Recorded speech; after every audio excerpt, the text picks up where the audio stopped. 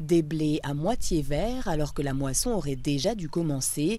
Mais ce n'est pas le pire effet qu'a eu le mauvais temps pour ce jeune agriculteur du Val d'Oise. Dans le champ de blé de Godefroy-Potain, la pluie a d'abord fait du bien.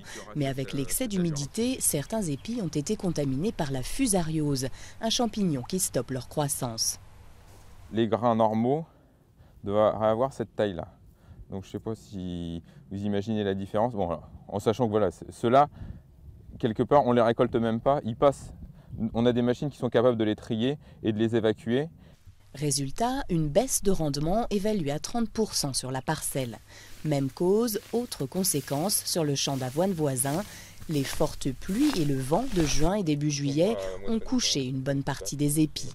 Ça s'est gorgé d'eau. Évidemment, ça va être plus compliqué à récolter. Là, on peut estimer la perte pour l'instant à 25% sur des zones comme ça, puisque, bon, heureusement, les épis sont encore là, mais si le soleil arrive.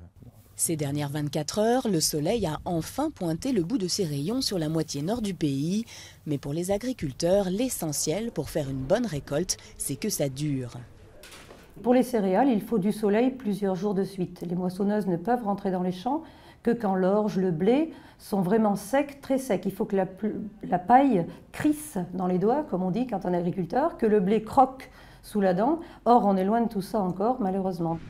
À quelques kilomètres des terres de Godefroy-Potain, son cousin, lui, fait un premier essai de moissonnage sur son champ d'orge.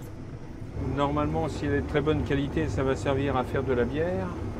Si elle est de mauvaise qualité, ce que je crains, vu les quantités d'eau que nous avons eues, ça va partir en alimentation animale. Le temps jusqu'au mois de mai promettait une récolte exceptionnelle. Elle devrait tout de même être meilleure que l'an dernier, où cette fois c'était la sécheresse qui avait fait des siennes. Reste donc à patienter. Comme on dit ici, la moisson n'est belle que quand elle est dans le grenier.